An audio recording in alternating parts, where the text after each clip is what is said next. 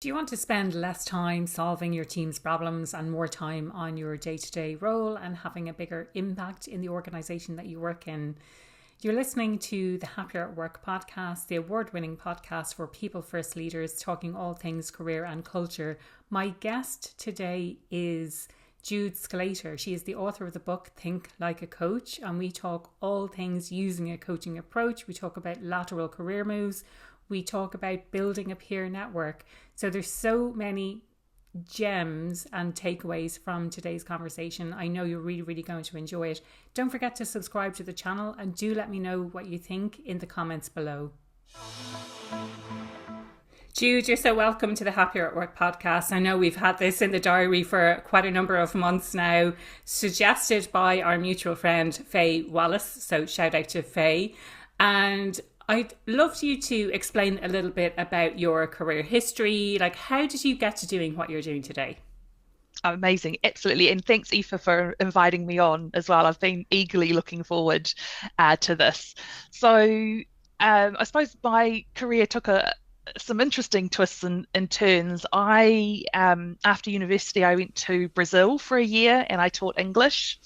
And then when I got back to New Zealand, even though I knew doing something with learning and development was something that I would really love. I was in my mid-20s, so I freaked out. I had no money and I needed a job. And I ended up at Deloitte in New Zealand, where I trained as an internal auditor and an information systems auditor. And I even got accredited with the international bodies for both of those. But it became, I don't know whether, I'm not entirely sure how this happened, but somehow it became clear that I liked training our staff, and I had some really supportive managers who kind of pushed me towards that direction. So I used to do loads and loads of training, which I absolutely loved. After about 4.5 years, I moved over to the UK and continued auditing with Pearson Group, and they own at the time, they own Penguin Books, but they also own things like EdXL, the exam body, and the Financial Times. So I got to do some amazing audits. I got to audit the GCSE marking system, which just, absolutely phenomenal. But when I did a lateral move into Penguin Books, into their operations team. And even though it was an organization that I loved, because I love books, I love reading, all the free books that I had access to and things like that. I was actually slightly jealous now, Jude, I have to say. I know. There really is what they call the pulp shelf, where you can go and take 2 books a day. It was there's a point where it's just like there's too many books now. But it was have that, and I don't work for a book publisher. So I sort of found myself in this place where it was the perfect company for me, but I wasn't happy. And I ended up doing a master's in organizational behavior, because I thought maybe it was just that I needed to use my brain a bit more, and I knew from university that I really love psychology. But it actually took a conversation with a friend of mine who knew me from Deloitte in New Zealand, and she was just like, I don't know what you're doing. You love learning and development. Why aren't you doing that full time? And that was kind of when the light bulb went off for me, and I ended up had a network of people that I could draw on, and I ended up back at Deloitte in the UK, but this time in learning and development in their risk and audit service lines. And their point of view was, you might not have a huge background in this, but you have done some learning and development. You know the firm, you know our people, you've done the job, and we'll just teach you the rest.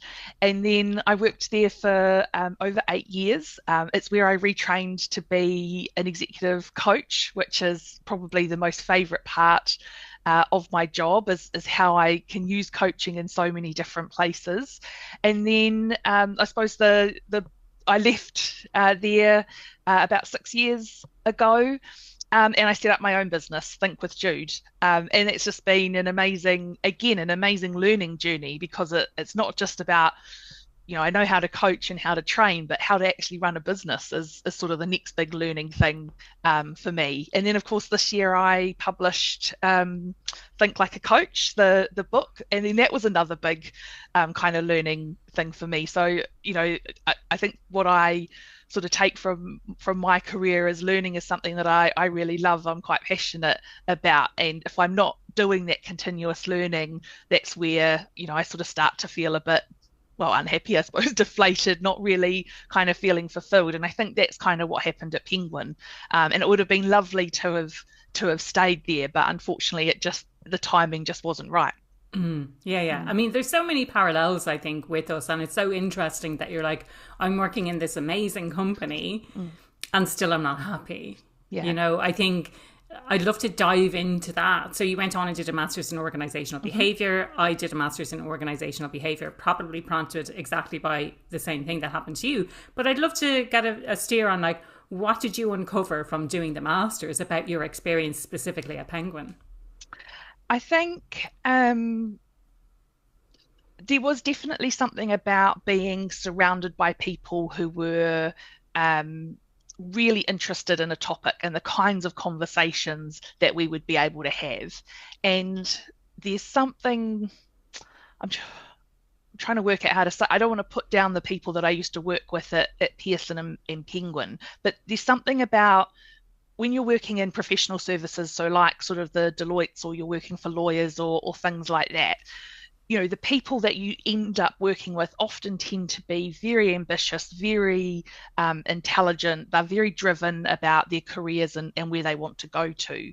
And so the bonds that you form with those people and the kinds of conversations that you're having are just amazing. And they're so interesting. And you kind of really want to go to work. That's not to say that, you know, towards the end of my time at Deloitte in New Zealand, again, I wouldn't say I was hating it, but I definitely wasn't happy. And I thought at the time it was because maybe I didn't like auditing lots of different organizations, because then I wouldn't get to stay and see what the impact of some of my recommendations were, which is why I joined, when I came over to the UK, I left Deloitte and joined Pearson, because I thought, well, I'm in the organization, I'll be able to keep in touch with all of these people. And I think what the masters taught me is I just love being around people that are really interested and passionate about you know, particular topics, about the things that we're kind of learning, and they want to really have lots of discussions and things around that. And I found when I went back to Deloitte into the learning department, again, I was kind of surrounded by these people that, you know, I remember with some of my colleagues, we'd be designing training and we'd just book out a room for a few hours and just kind of bat things backwards and forwards, you know, with each other. You know, really kind of embracing the different ideas and things that we had, because we wanted to come up with the absolute best sort of end product. And that was something that, you know, was, you know, I just find really motivating and something that is just really great to be a part of. And I think, you know, the other thing the masters taught me is that there's lots of different paths in a career. And up until that point, I always thought that it was just about ascending through the ranks and getting promoted and higher. And instead started to realize that your career is all of your life's experiences together. I'm trying to remember, I think that's Edgar Schein's definition of that.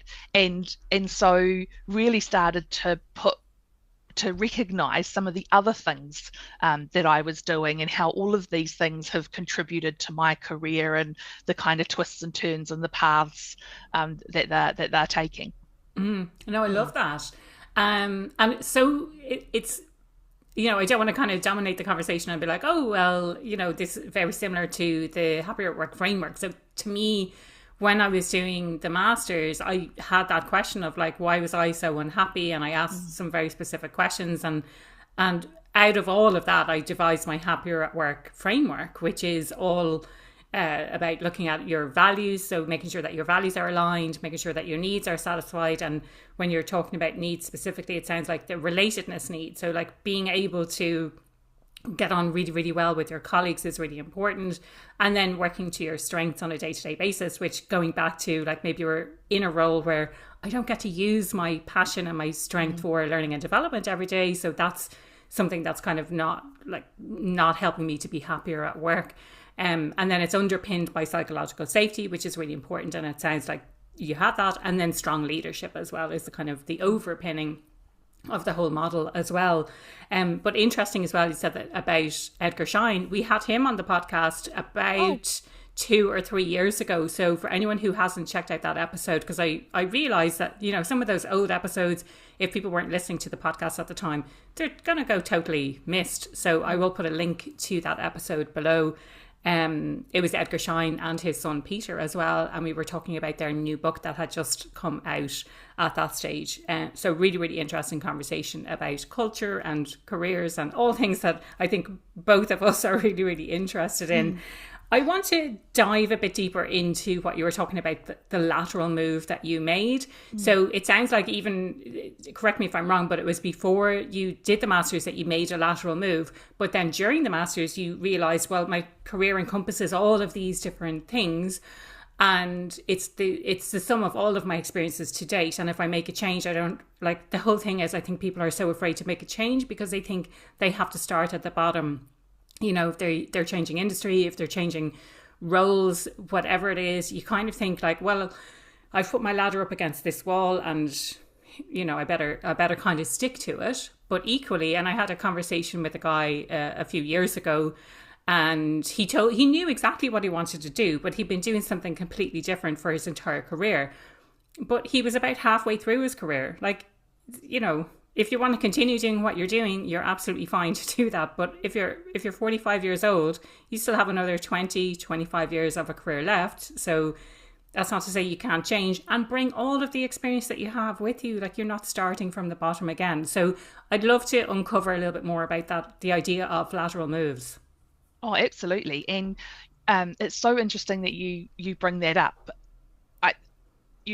It was a little bit scary. I suppose it was a little bit scary. I mean, I held on to my auditing certifications. I think I only let them go after I'd been at Deloitte maybe 4 or 5 years.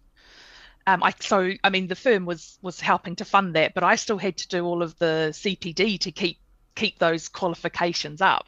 And I remember going in and talking to my kind of my big boss about it, and he's like, well, look, we'll keep paying for them. And he goes, but I think there's something else here.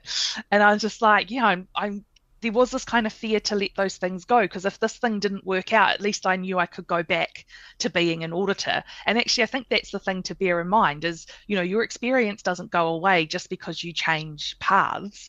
And also, everything is relevant. You know, I know people might think it's a bit crazy to think, you know, I'm a coach now, what does auditing have to do with that? But actually, in the book, I use a few examples of things that I learned as an auditor that have helped me as a coach. And in fact, I sort of wish that all this knowledge I have around coaching I'd had back when I was an auditor, because it would have made some of my interactions, I think it would have made me a better auditor, actually, because really auditing is about understanding the operations of an organization, and really the operations are about the people. So it's understanding, what are they doing, what do they understand about the risks and the opportunities, because if anybody knows where the problems are, it's the people, you know, at the coalface in the organization. And the sad thing is that often senior leadership, you know, I don't know if there's just not a communication channel between them, or they just don't listen to them, or they sort of think, well, you know, it's someone more junior, how would they kind of know?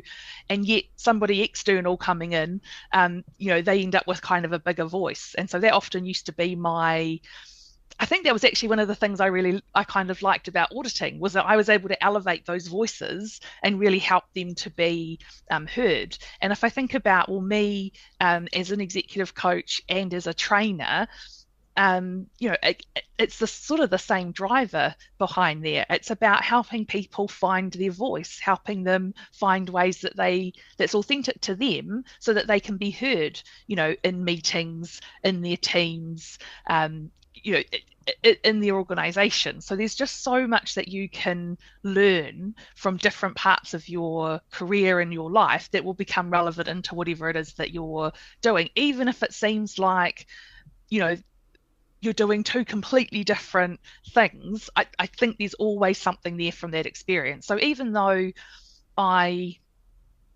mean, on the whole, I probably didn't really love being an auditor, But I wouldn't go back and change that for anything, because I learned so much. I got to interact with some amazing people. I've got a great kind of a network. And all of those experiences have made me who I am today. Without them, I would be someone different. And I don't know who that would be, but I'm really happy with kind of where I am right now. Brilliant. And, I mentioned earlier, it sounds like we have a lot of parallels. I come from that professional services background as well. So I worked always on agency side. So dealing with really large global clients in a market research, consumer research type of capacity. And again, that's my background. A lot of people think that I come from HR. I do not come from HR. I had a 20-year career doing something I absolutely loved and ticking all the boxes from a happiness at work perspective, getting to use my strengths on a daily basis. But I got to a stage where I was just like, I'm not loving this anymore. And I want to understand more about what's driving that. And for me, it was more being in the wrong culture of an organization. A couple of times that happened, and when it became a pattern, I thought I have to do something about this. But again, I can see the relationship between what I did previously, and I want to start bringing more of what I did previously. So the analytics side of things, the turning data into a story, the really probing and questioning data that's being put out there as well. So I see a lot of stuff on the gender pay gap, and I'm like, yeah, but what's behind those numbers? Like, what are they not telling us? And you can, isn't there a phrase saying you can use statistics to prove anything? So it's just, what numbers are you showing versus what numbers are you not showing versus what is potentially behind those numbers that people are putting out there. So I want to bring more of that into the work that I'm doing now and challenging that. And I think if we think about it more from an employee engagement perspective, like normally, I'm not going to say that everyone does this, but normally companies are doing employee engagement surveys at least once a year. But are they really understanding and interpreting the data in the way that it needs to be understood and interpreted? And what are they actually doing about it? Are they taking action on it? Or are they just like, oh, well, that number has gone up or that number has gone down? So I suppose for me, it's more challenging how we do those things with the logical, analytical brain that I have. But I'd love to know, Jude, do you have any specific examples maybe that you shared in the book of what you took directly from being an auditor and applying that to coaching, or vice versa? So the big one that comes to mind for me straight away is silence. And I suppose I didn't know it at the time because I didn't know about coaching, but I remember I was out on, it must have been my sort of first or second job, and so very new, and you go and you talk to people about, you ask them a whole lot of questions because you're trying to work out actually, let me take a step back. So what I was doing was an information systems audit. So it supports the financial audit, what the probably what you normally think of as an auditor. And my role is to give the financial auditors some assurance that the financial systems, the numbers that are coming out of them, are exactly what they should be, that they haven't been manipulated in any way. And so I was going to talk with, I can't remember, it was one of the accounts people, I can't remember if it was accounts payable or accounts receivable. And I had this whole list of questions, and I had gone to talk to her, I think 3 times already. So this was my 4th time going back, and I didn't want to go back again. And so I had all of these questions and I was asking them to her. And then there was a silence because I was sort of really looking through my questions, trying to work out, was there anything else I needed to ask? Because I desperately didn't want to come back another time. And in that silence, she blurted out that one of the IT people had access to the finance system to cover her when she was away. And I was just like, well, that's a massive red flag, because those two functions should be completely separate from each other. And I would never have found that out had it not been for the fact that I'd accidentally been silent. And so that's something I started to use more as an auditor, to use a bit more deliberate silence. And then, of course, fast forward to learning to be a coach, and you realize that's such a powerful skill to actually have, because for me, the purpose of coaching is about helping somebody come up with their own solutions.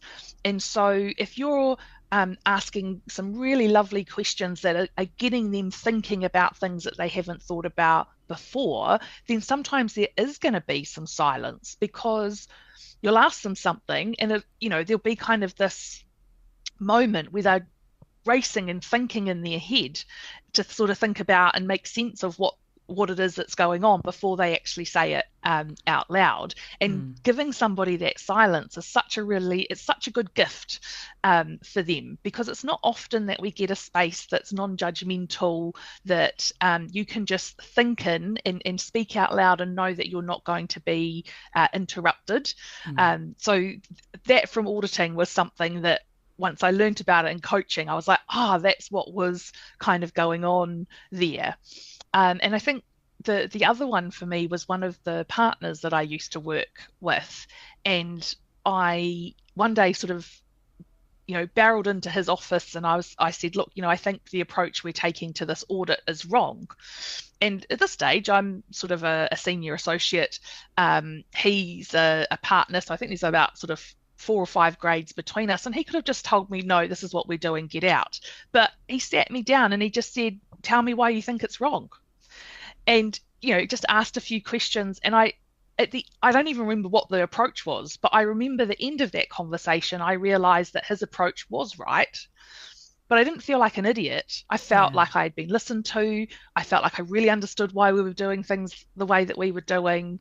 And it was just really, I think I didn't notice it at the time, but as I was writing the book and I thought back to it, I was like, yeah, that was coaching. That was him taking a step back and saying, I'm going to let you get there, because if you can get there on your own, then you'll know exactly what you're doing. You'll be more confident doing it, and we're going to get an amazing result. Yeah, no, I love that. If I may, before we go on to talk a little bit more about coaching specifically and manager as coach, for want of a better phrase, I want to share the best manager I ever had. And I have a very solid memory of her and one specific conversation. This is my lasting memory of her.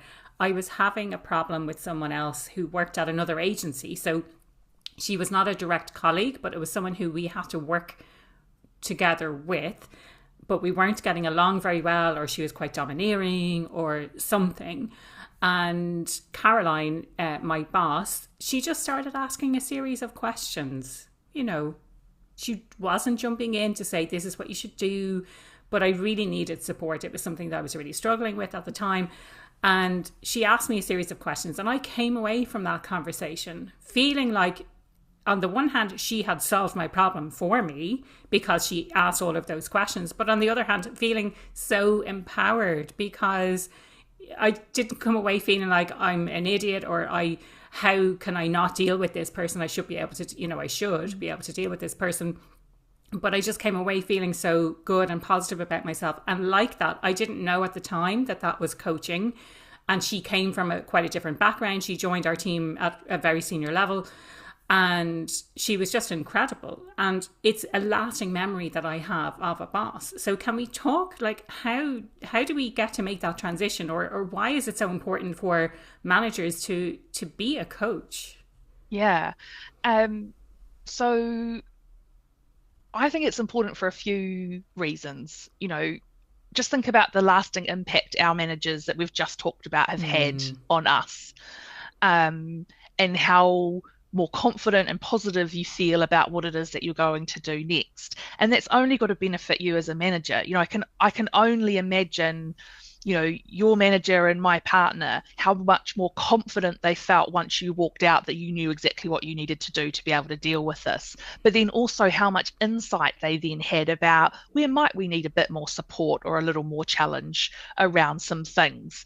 What else maybe they could get us involved in, because perhaps now we're ready for a bit more of a stretch. And for me, I think the biggest benefit is that lasting impact that you have on someone. Because really, your job as a manager is to develop your team beneath you to to actually replace you. That's where you've done your job well. Because at that stage, you should then be moving on to whatever the next point is in your career. Otherwise, you're not developing.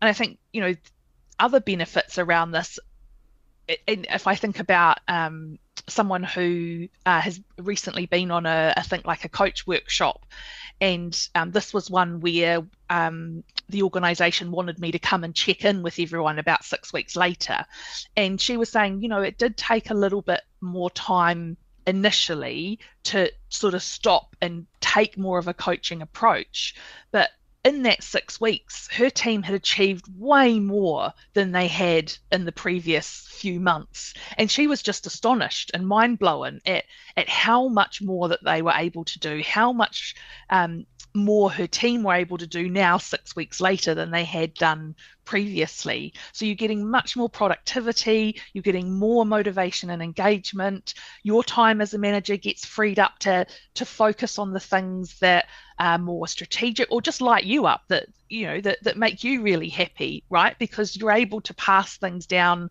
to your team that are things that they can be doing to free you up to do other things. So all I see are benefits to it. The caveat I'd put in there is, I'm not saying that you're coaching all of the time in every conversation, right? Because that's just not going to work. I think even, there's sort of a joke amongst us coaches that if the building is burning down, you don't coach the person out of it. Just say, get out. Just say, get out. Exactly. And I think that sometimes the confusion comes with people around coaching is that, it's not a tool that you're using everywhere all the time. It's something that you're using quite deliberately. And it's something that you're using to try and interrupt your natural reaction when somebody comes to you with a question or a problem. Usually you want to jump in and fix it for them. Yeah. And that's coming from a great place, but it's your history, because all from when you were little and your caregivers were telling you what to do, and then your teachers and your first managers, it kind of makes sense that when you become a manager, that's what you do. Interesting though, when we all think back over the managers that had the biggest and the best impact on us, often they were asking questions, not telling us what to do. Yeah. Do you that kind of gets me thinking, do you have any examples that you want to share? Obviously you're not going to use people's names, but managers that you thought were a bit toxic or like a really terrible manager? So I once had a manager who told me I killed creativity in meetings. Oh, that's great feedback to have. Yeah, and looking back, it was quite funny because when I was at Deloitte, and of course I was doing all this training and I'd trained to be a coach and things, and looking back, I realized that what she meant was, I have very much a tendency in meetings that when we're sort of coming up with ideas, because I'm quite a practical, pragmatic person, the first thoughts I always have are the reasons why it won't work. Yeah, but if you can get, I'm just I like to call that devil's advocate. Yeah, like, here's exactly. Why that won't work. Yeah, exactly. And if we can keep going with that for a bit, I will then, once I've got all those out of the way, I will then go, right, let's find the ways that we can make it work. But at the time I was working in a very creative place, and so bringing that in right at the beginning, that I think that was quite tough for some of the people around me. But that piece of feedback really hurt. But also I wasn't actually given really any explanation of what that meant. What do I do with this information? How am I supposed to improve? So it wasn't until it was probably, actually, I think what happened was I was doing some training, and I brought it up as an example. And in the moment of bringing it up as an example and talking about it, I realized what she meant. And I was just like, oh, yes, I was killing creativity in meetings, and now I know why. And so then it helped me to tune into this, okay, I have a tendency to go to the negative first.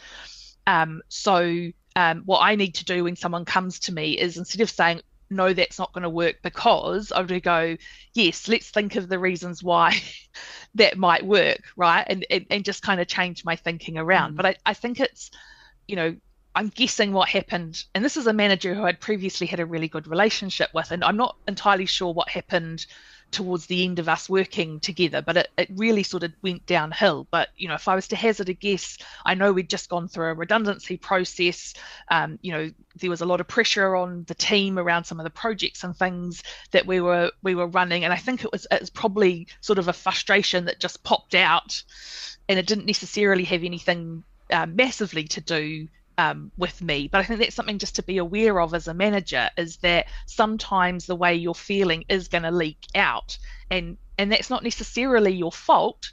Something I learned from Professor Steve Peters and the chimp paradox. Those moments are not your fault when that stuff leaks out, but it is your responsibility to do something about that. And I think had she had come to me and said, look, I'm sorry I said it that way, let's talk through it, then it probably wouldn't have stuck with me as kind of a thorn in my side for the next few years. Yeah, and like that thorn in your side probably had a lasting impact on you. But if we come back and like upon reflection, how do you think she could have handled that situation better? Like using this coaching approach that you now know about, what do you think she could have done instead?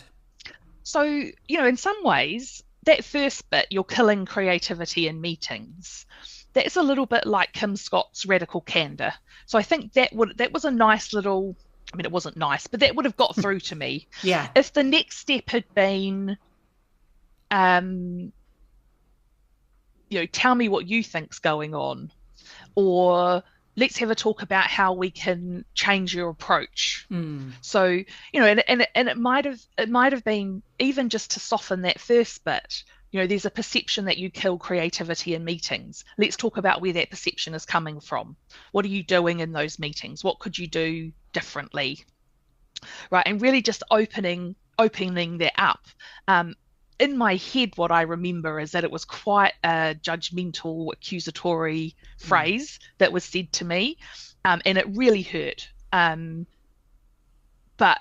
I can imagine that phrase being said in a way, and I'm just thinking of Kim Scott in my head here, and some of the conversations that she talks about that she used to have, people used to have with her. I can imagine it being said in a way that's sort of like, I need you to know that this is serious. So, you are killing creativity in meetings, but let's talk about that. And then going through it. And I think that's the difficult thing as a manager, is sometimes you do have to share the difficult message, and it is hard to hear. But it's meaner not to share those messages. Yeah. But if you are going to share those messages, and this is something I always say about feedback, it is only information. You can't force someone to act on it. But if you are going to give it, you are responsible for helping that person do something about it. Don't just give feedback and walk away. Yeah. There's no point, right? Because why are you giving that feedback? Is there no benefit to you? Is there no benefit to the other person? So if you're going to give that feedback, and that's, I think, what probably should have happened in this situation, the feedback was given, but there was no support to do anything about it. And in fact, I was probably quite confused about what that was, because I thought that I was, I don't know if I didn't think I was killing creativity. I thought I was helping, because I'm saying these are the reasons why things aren't going to work. So let's leave those to the side so we can work it out, right? Yeah. These are all the things that won't work. So let's move on to the things that will Exactly. work. And I can totally relate to that. But I'm understanding that there are other people who prefer to just get all of the ideas out there, no matter how silly, and that might breed creativity in other people. So there's no such thing as a stupid idea. Let's keep coming up with ideas. Maybe there's some that won't work, but actually that will spring someone's mind into something that actually will work. Absolutely. I'm kind of getting a lot of reminders, or what's popping up into my head is I had someone on the podcast a couple of times, actually, Ariel O'Farrell, and she has 2 books that we spoke about on the podcast kind of separately, but one of the books is The Manager's Dilemma. And I think it ties in with a lot of what you're talking about, Jude, this idea that managers got to where they got to because they solved problems. And so that's how they know to progress. But actually, oftentimes, by solving other people's problems for them, you're holding them back and you're holding yourself back. So it kind of ties in with a lot of what you're saying, that actually, if you coach someone instead of jumping in to solve their problem, the perception is that it will take a longer time, and maybe it does take a longer time up front. And very much in agreement with what you said, that there's times for coaching and there's times that you just have to tell someone this is what needs to be done. But with the recognition that coaching over the longer term is going to help you in your career as a manager, and it's going to help your team as well to progress. Yeah, absolutely. And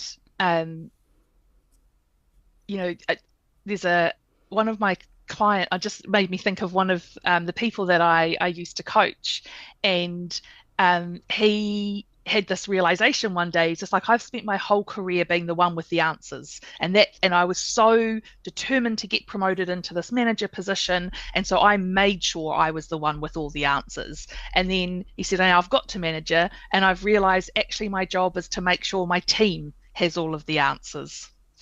And that's for him where he saw the real benefit in the coaching was, getting them to the point where they have all the answers. That's now what his job is. Yeah. And I always like to think of it as there's actually, I don't know how well known this book is, but it's by Marilee Adams, and it's called Change Your Questions, Change Your Life. I recognise the name of the book, but I don't necessarily recognise her name. Yeah. Make a note of that. It's a kind of a leadership fable style book, but it's all about. I actually love those kinds of books. They're so easy to read, I think, aren't they? Like so many lessons. Oh, exactly. And this follows the story of a man who's very senior in an organization, but things aren't going well, and he's almost about to quit. So they send him to a sort of a coach, and it's coming to that realization that when you're asking questions more often than always coming up with the answers, that's when you have more impact. And especially as a leader as well, so that it's not actually about always having the right answer. It's actually more about what's the right question here. Yeah.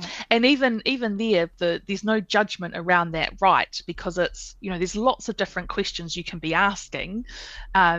And you can keep trying, right? Because if you give an answer and it's wrong, then you're in a bit of a sticky situation.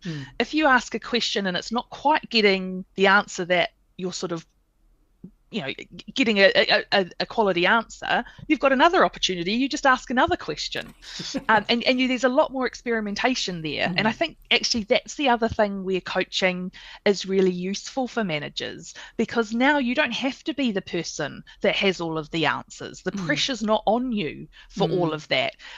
What you need to be is the one that knows how to ask your team questions so that they're working it out for themselves. And with questions, there's so many opportunities, because if you ask a question and it falls a little flat, it's fine. You just ask it. There's another question in there, or there's something else that you can ask. Whereas with solutions, if you give someone a solution and it doesn't quite work, well, they're going to come back to you. Yeah, exactly. Yeah.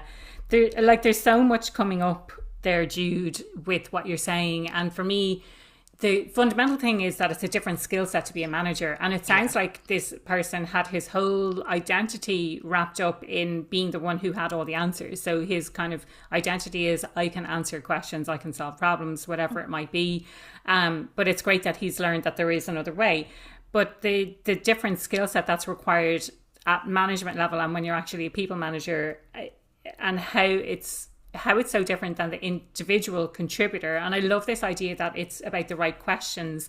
If I think back to one of the worst managers that I ever had, and I won't go into too much detail about why he was the worst manager, but one of my expectations of him, and maybe we can talk about this, was that he would have technical know-how, because he came from a different organization and he was put into a management level. I don't think he had ever managed people before. If I'm honest, I don't know that for a fact, but I suspect he had never managed anyone before. He wasn't familiar with our systems or anything like that. So for me, what I really wanted was someone to go to that I can ask questions to, like from a technical nature, from a dealing with clients, from a, you know, how do I solve this problem?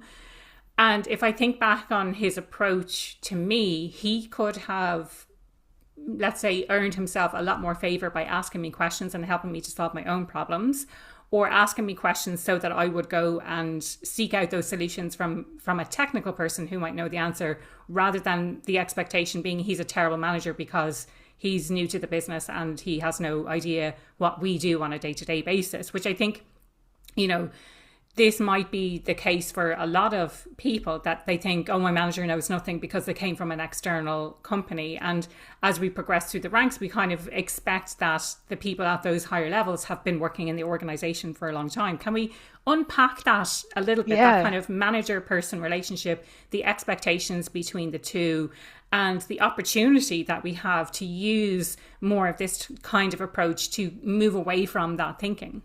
Yeah. So many things have popped up into my head. Just an example of someone I coached a couple of years ago, and she got promoted to manager in her team. So technically she knew exactly everything her team did, but there was a reshuffle and another team came under her as well. So she was managing these two teams, and the second team, she didn't know anything about what they did. And actually, that's the team she found easier to coach. And she felt that was the one she was the better manager for. She said, because I can't help them with their technical problems. I don't have any, I don't know. They know I don't know. So all I can do is keep asking them questions, getting them to think about things in different ways to work out where they might go and find the answer. She said the problem with the team that she had been promoted within was she did know how to do all of those tasks. And so she kept, in her words, meddling. You know, she'd just jump in and do this and jump in and do that. And, you know, when we train as coaches, you know, I think one of the things that becomes clear quite quickly is that I don't need to have any expertise in your job and what you're doing or anything like that, because you have that expertise. You're the expert in your life. What I'm the expert in is holding this coaching space, this thinking space, getting you to look at things in different ways, getting you to, you know, think of alternatives and other options and all of those kinds of things. And again, this is probably another reason where having those coaching skills as a manager can be really, really useful, because instead of thinking, well, I've got to step in and know the answers to all of these things, you don't need to know the answers, right? You can guide your team members to find the answers themselves, or to find the people they need to go to get those answers. But I think, you know, just one other extra bit in there, you've said a couple of times, and I completely agree, that promotion, that step into managing other people, it's a whole new set of skills. You know, it's different from being an individual contributor. And it sort of blows my mind that so many organizations don't offer any training to their new managers. I think, was it the Chartered Management Institute put out a study, I think it was last year, saying that 82% of new managers get very little manager training. It's not much better at some of the senior levels either. And I think organizations really underestimate the impact of that level of people, because, you know, I think, is it Gallup also say that, you know, in their research, and they do a global state of the workforce survey every year, that 70% of employee engagement is based on the actions of the manager. They have 70% influence over that. And yet nobody gives, well, not nobody, but they get very little training in how to actually manage people. Because yes, I can do the job. Sure, that's not a problem. Can I manage other people doing the job? That's a little different. And then actually then there's another step, right? Which is then when you become a manager of other managers. And your job role changes, but especially for new managers, you get really stuck for a bit, because sometimes you are still doing a bit of your individual contributor role as well as managing. And nobody really teaches you, how do you start to make that transition away from that? And that's something that I see new managers struggling with so much. And again, another place where, using some of these coaching techniques can be quite helpful, because it will enable you to get to know your team members, to know their motivations and their capabilities and their strengths and their weaknesses. It'll help you get to know those so much more, so that when you're thinking about what you might delegate to someone, the decision becomes a little easier, because now this is something I know they're going to really love doing, or I know this person needs a bit of a stretch just to keep them motivated. I'm going to give them this kind of thing. And most of them, I'd say a good percentage of management dilemmas come down to, what's the conversation you're having with your team member? Yeah, absolutely. And I mean, you're so right. And I think a few places that I've worked, I have had that training, and then there's a couple where I know that they didn't provide training, and other people who were managing me had never had any kind of formalized training. And the other thing is, I think, to mention here, that not everyone wants to be a manager. I think we see this as a glorified, like, oh, this is a new title, this is a promotion. Other people will recognize me as someone who's a really strong contributor, etc., etc. But actually, the day-to-day role of being a manager is hard. And I think, building on your point of, sometimes it's hard to let go of that individual contributor, but oftentimes managers will have their own role that they need to do on top of the managing of people, which takes an awful long time if you're having one-to-ones with people, if you're doing all the admin around it, all of that kind of thing. But it might not be the same level as the individual contributors, but certainly that next level up, they're going to have some sort of projects that they're going to be working on as well. And it's trying to balance out the time for everything. I know a lot of my clients, they really struggle with that. Yeah, absolutely. I heard somewhere that step into people management is a career change, and I think it really is. And there's always going to be things that, there's very few people that are just managing others and that's their only job. Often they will be involved, like you're saying, in other projects. They're probably getting involved in more strategic initiatives. There will be things that they're involved in that only they can be doing because of confidentiality. So many different sort of aspects to that. And, I'm just sort of thinking back to my time at Deloitte. We used to have sort of transition programs, learning programs to help people take those steps. And I think they were really good. I think what would have made them even better, and something that I'm learning a lot more about and trying to implement more myself as a trainer, is what are sort of more of those regular touch points that people are having. Because the thing I often see, a sort of a common mistake I often see people make with their networks, is they're so busy forming those senior level networks that they forget about their peers. And actually building that strong peer network is so important, because as a manager, you want other managers that you can go and talk to and say, hey, this is going on with me at the moment. Can I just talk it through with you? And to help each other with some of those things. And I think, I see it, and you'll probably see this too, Aoife, is when you bring a group of people together and you get them to talk about what's their big challenge at the moment, there's like a collective sigh of relief from everyone in the room going, oh, it's not just me. And it definitely isn't just you. So, building those peer networks so that you've got other people that you can talk to and consult with is so helpful to people at all levels within an organization. And it's definitely a technique that I would say, I don't know if it's technique, but it's definitely an action that I would encourage, because also, that network, they will move on to other places. So it also opens up lots of opportunities for you in your career as you're progressing, whichever direction you might go to, and just for the support, because I think sometimes, being a manager sometimes might feel a little lonely, because all these things you've got to deal with.